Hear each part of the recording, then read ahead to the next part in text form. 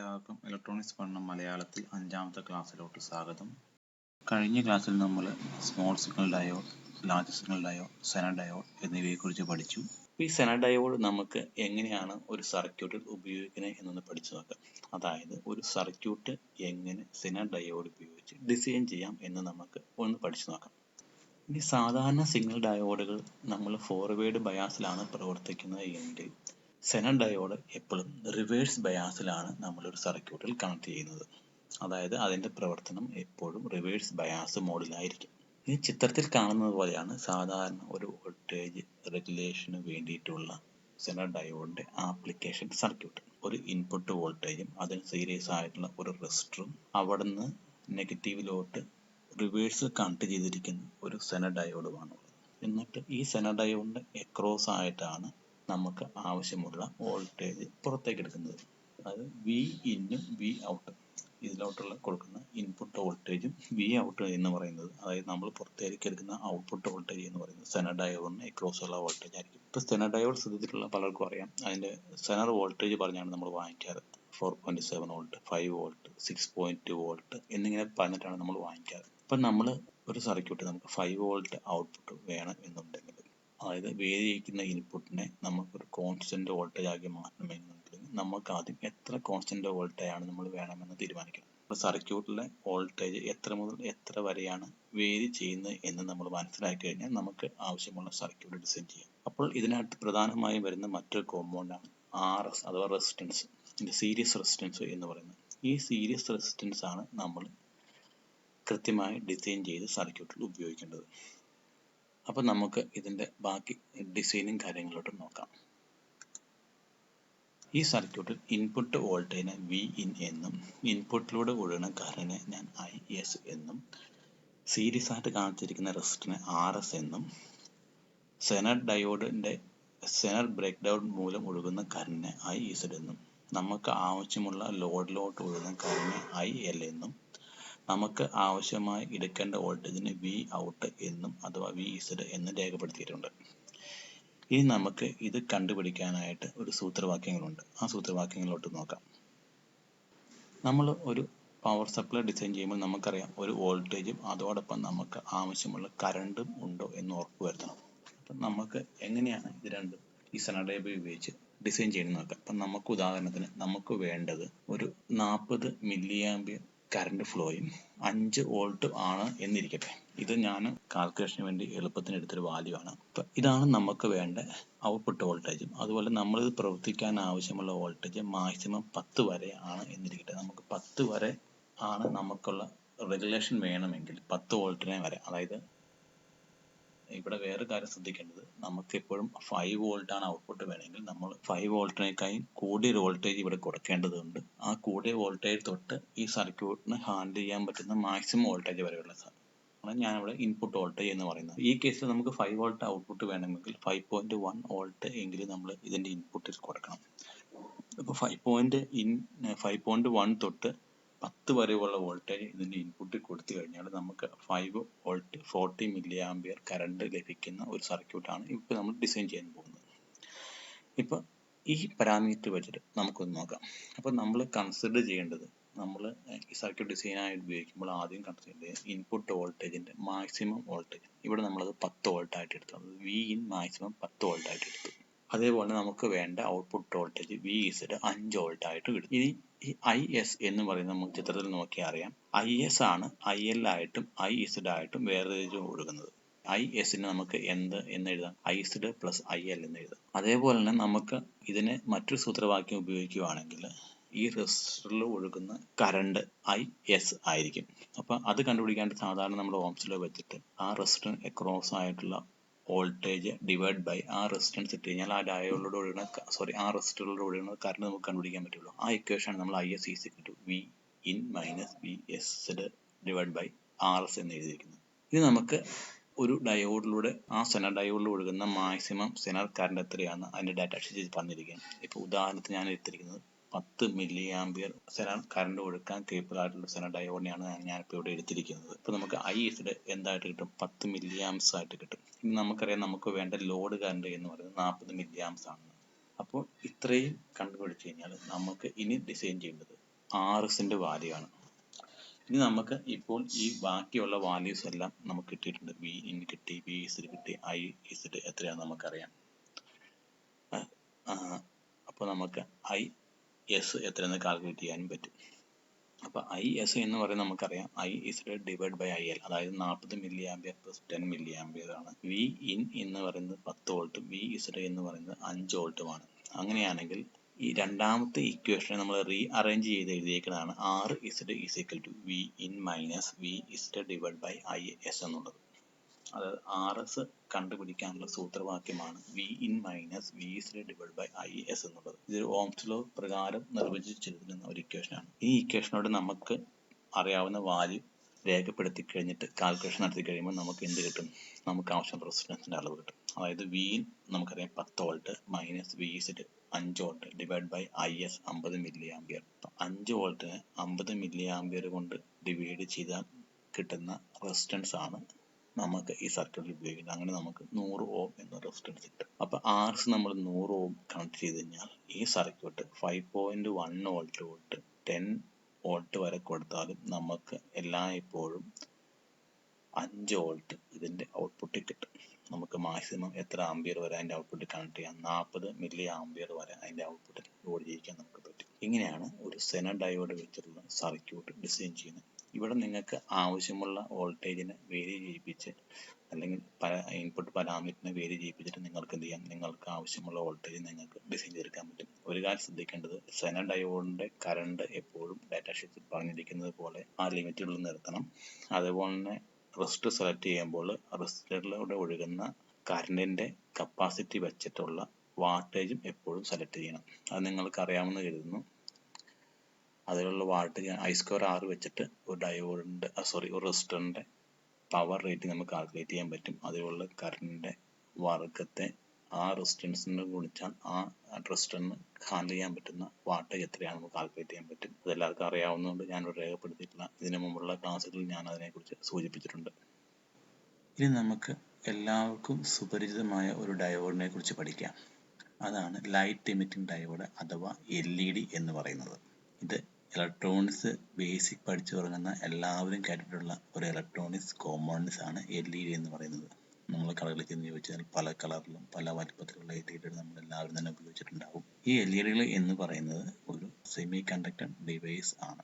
അപ്പോൾ നമുക്ക് എന്താണ് ഒരു LED എന്ന് നോക്കാം. ഒരു അർദ്ധചാലകത്തിലൂടെ വൈദ്യുത പ്രവാഹം ഒഴുകുമ്പോൾ പ്രകാശം പുറപ്പെടുവിക്കാൻ കഴിയുന്ന അർദ്ധചാലക പ്രകാശ സോഴ്സിനെയാണ് LED അഥവാ ലൈറ്റ് എമിറ്റിംഗ് ഡയോഡ് എന്ന് പറയുന്നത്. ഇനി ഒരു സെമി കണ്ടക്ടർ ഡിവൈസിലൂടെ കറണ്ട് ഫ്ലോ ചെയ്യുമ്പോൾ അതിനകത്തുള്ള ഇലക്ട്രോൺ ഹോൾ റീകോമ്പിനേഷൻ മൂലം എനർജി അബ്സോർബ് ചെയ്ത ശേഷം ഈ ഇലക്ട്രോണുകൾ അത് സ്വീകരിച്ച എനർജിയെ പുറന്തള്ളുമ്പോൾ ആ പുറന്തള്ളുന്ന എനർജി വരുന്നത് പ്രകാശ രൂപത്തിലായിരിക്കും. അതായത് നമ്മൾ താഴ്ന്ന ക്ലാസ്സിൽ പഠിച്ചിട്ടുണ്ടാവും എന്താണ് ഇലക്ട്രോണുകൾ എന്നും ഇലക്ട്രോൺ റീകോമ്പിനേഷൻ എന്താണെന്നും. അത് ഇലക്ട്രോൺ ഊർജം സ്വീകരിച്ചിട്ട് തൊട്ട് ഉയർന്ന അതിന്റെ പദത്തിലോട്ട് പോയി കഴിയുമ്പോൾ ആ പദത്തിൽ നിന്ന് തിരിച്ച് സ്വീകരിച്ച എനർജി പുറന്തള്ളിക്കൊണ്ട് അത് അതിന്റെ സ്ഥായിയായ പദത്തിലോട്ട് വന്നു കഴിയുമ്പോൾ ഈ സ്വീകരിച്ച എനർജി അത്രയും അത് പുറന്തള്ളപ്പെടും.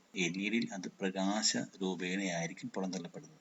അതുകൊണ്ടാണ് ഇവിടെ നമുക്ക് പ്രകാശം കിട്ടുന്നത്. ഇതൊരു PN ജംഗ്ഷൻ ഡയോഡ് മൂലം ചെയ്തിരിക്കുന്ന റീകോമ്പിനേഷൻ ആയതുകൊണ്ടാണ് ഇതിനെ ഡയോഡ് എന്ന് പറയുന്നത്. അതാണ് ഇതിന്റെ പൂർണ്ണരൂപമായ ലൈറ്റ് എമിറ്റിംഗ് ഡയോഡ്സ് എന്ന് വരാൻ കാരണം. ഇനി LEDകൾ പല കളറിൽ നമുക്ക് ഉണ്ടാവും. ഇതിൽ ഉപയോഗിക്കുന്ന അർദ്ധചാലകത്തിന്റെ സ്വഭാവ സവിശേഷത അനുസരിച്ചിട്ട് ഇത് പുറന്തള്ളുന്ന ഊർജത്തിന്റെ ഫ്രീക്വൻസിയിലും വ്യത്യാസം കാണും. അതായത് ഇതിന്റെ ലൈറ്റിന്റെ വേവ് ലെങ്ത്തിലുള്ള വ്യത്യാസം അനുസരിച്ചിട്ട് ഇതിന്റെ കളർ മാറിക്കൊണ്ടിരിക്കും. അപ്പോൾ LEDക്ക് പല കളർ കിട്ടാനുള്ള കാരണം അതിൽ ഉപയോഗിക്കുന്ന മെറ്റീരിയൽസിന്റെ പ്രത്യേകതയാണ്. നമ്മൾ കണ്ടിട്ടുള്ള പല LEDകളും പല കളറിൽ കാണും. Red, blue, green, orange. ചില LED നമുക്ക് വൈറ്റ് കളർ LED തന്നെ പല കളറുകൾ നമ്മൾ തെളിയിച്ചിട്ട് കണ്ടിട്ടുണ്ടാകും. അപ്പം ഈ കളറുകൾ തെളിയിക്കുന്നത് അതിനകത്തിരിക്കുന്ന അർദ്ധചാലകത്തിന്റെ സ്വഭാവ സവിശേഷത അനുസരിച്ചാണ് പല കളറുകളും നമ്മൾ തെളിയിക്കുന്നത്. അപ്പം നമ്മൾ LED എന്താണെന്ന് പഠിച്ചു. ഇനി ഒരു LED എങ്ങനെയാണ് ഉണ്ടാക്കിയിരിക്കുന്നത് നോക്കാം. ഇപ്പൊ ചിത്രത്തിൽ കാണിച്ചിരിക്കുന്നത് ഒരു LED കൺസ്ട്രക്ഷൻ ഡയഗ്രാമാണ്. ഒരു LED അകത്ത് എന്തൊക്കെയുണ്ട്, അത് ഏതൊക്കെ ഭാഗങ്ങളാണെന്നാണ് രേഖപ്പെടുത്തിയിരിക്കുന്നത്. നമുക്കറിയാം ഒരു LEDക്ക് ഒരു കാഥോഡ് ഉണ്ടാവും, ഒരു ആനോഡ് ഉണ്ടാവും. ആനോഡ് പോസിറ്റീവും കാഥോഡ് നെഗറ്റീവും ആയിരിക്കും. എന്നിട്ട് ഇതിന്റെ ഒരറ്റം നമുക്ക് ഒരു ഗ്ലാസ് തരിപ്പുള്ള ഒരു ലെൻസ് എക്സ്പോക്സി വെച്ചിട്ട് സീൽ ചെയ്തിട്ടുണ്ടാവും. ഇതിനകത്തേക്ക് നോക്കിക്കഴിഞ്ഞാൽ നമുക്ക് കുറച്ച് പാർട്ടുകൾ കാണാം. ഒന്ന്, ആനോഡിൽ നിന്നും ഒരു ചെറിയ വയർ ഉപയോഗിച്ച് കാഥോഡിൻ്റെ ഒരു ക്യാവിറ്റിയിലോട്ട് കണക്ഷൻ കൊടുത്തിരിക്കുന്നത് കാണാം. ഈ ക്യാവിറ്റിക്കകത്തായിരിക്കും സെമി കണ്ടക്ടർ ഡൈ ഇരിക്കുന്നത്.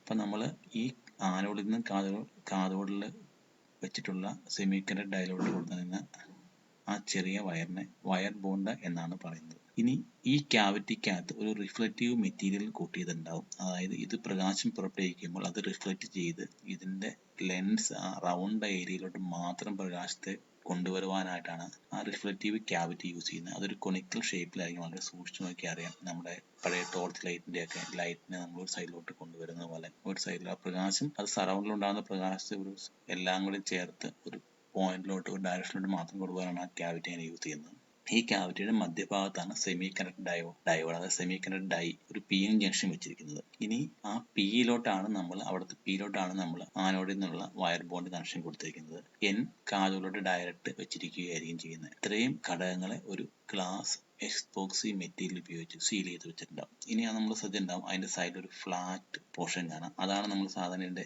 പൊളാരിറ്റി മാർക്കിംഗ് ആയിട്ട് യൂസ് ചെയ്യുന്നത്. അതിന് നമ്മൾ ഫ്ലാറ്റ് സ്പോട്ട് എന്നാണ് പറയുന്നത്. ഇത് കാഥോഡിന്റെ സൈഡിലായിരിക്കും ഉപയോഗിക്കുന്നത്.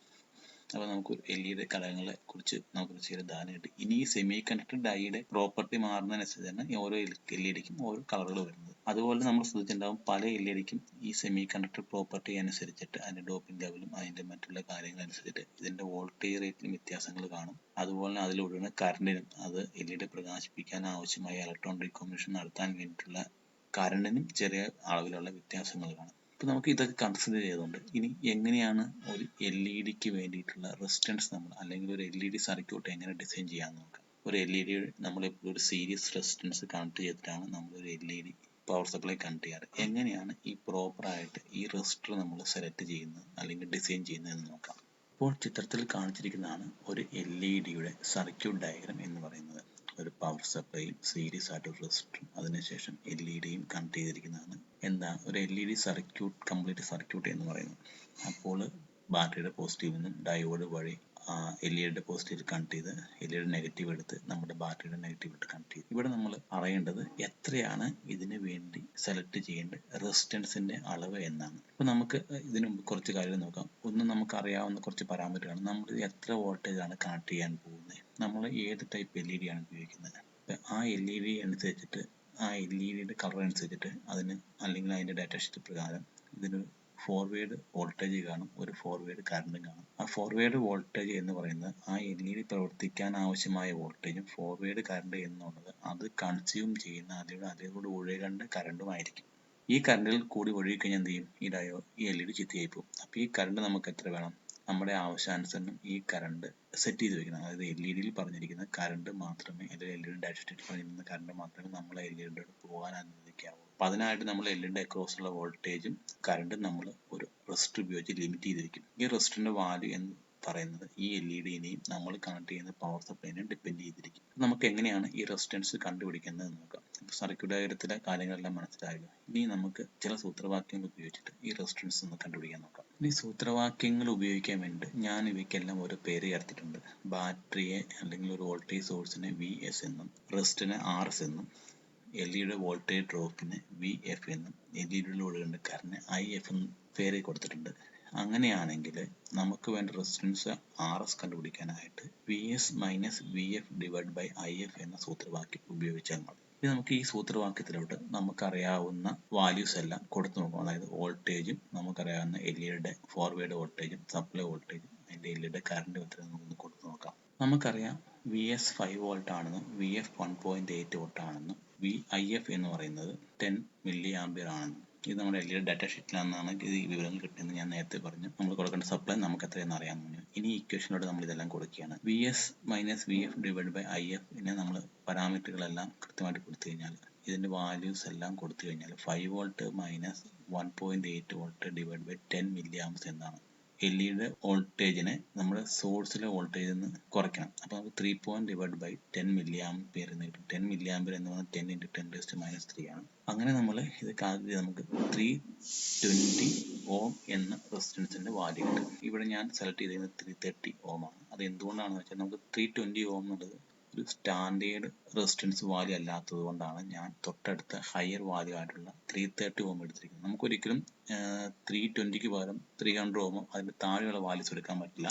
കാരണം ഈ റെസിസ്റ്റൻസ് കുറയുന്നതനുസരിച്ചിട്ട് നമ്മുടെ LED-യുടെ കറണ്ട് കൂടും. അങ്ങനെ കറണ്ട് കൂടി കഴിഞ്ഞാൽ LED കുറച്ച് കഴിഞ്ഞ് ചീത്തയായി പോകാൻ സാധ്യതയുണ്ട്. അപ്പോൾ ഇപ്പോൾ നമ്മൾ എന്ത് ചെയ്യണം, ഇതിൽ പറഞ്ഞിരിക്കുന്ന കറണ്ടോ അതിന് തൊട്ട് താഴെയുള്ള കറണ്ട് കൊടുക്കാൻ പറ്റും. അപ്പോൾ നമ്മൾ ഈ റെസിസ്റ്റൻസിന്റെ വാല്യൂ കൂട്ടുമ്പോൾ എന്ത് ചെയ്യും, ഓട്ടോമാറ്റിക്കലായിട്ട് ഈ കറണ്ട് ഇതിൽ താഴെ ആയി പോകും. അതുകൊണ്ടാണ് ഞാൻ 330 ഓം സെലക്ട് ചെയ്തിരിക്കുന്നത്. ഇത് ത്രൂ ഹോൾ റെസിസ്റ്ററിന്റെ കാര്യമാണ് പറയുന്നത്. നേരെ മറിച്ച് SMD റെസിസ്റ്ററുകളാണെങ്കിൽ നമുക്ക് കുറച്ചുകൂടെ ആക്യുറേറ്റ് ആയിട്ടുള്ള വാല്യൂകൾ നമുക്ക് കിട്ടും. അതായത് ത്രൂ ഹോൾ റെസിസ്റ്ററുകൾക്ക് എപ്പോഴും നമുക്ക് ഫിക്സ്ഡ് ആയിട്ടുള്ള കുറച്ച് റെസിസ്റ്റൻസുകൾ മാത്രമേ ഉള്ളൂ. ഇതിന്റെ കോമ്പിനേഷൻ ഉപയോഗിച്ചിട്ടാണ് നമ്മൾ എപ്പോഴും നമുക്ക് ആവശ്യമുള്ള റെസിസ്റ്റൻസ് ഉണ്ടാക്കിയെടുക്കുന്നത്. SMD റെസിസ്റ്ററുകളാണെങ്കിൽ നമുക്ക് കുറച്ചുകൂടെ നമുക്ക് ആവശ്യമുള്ള വാല്യൂകൾ കിട്ടും.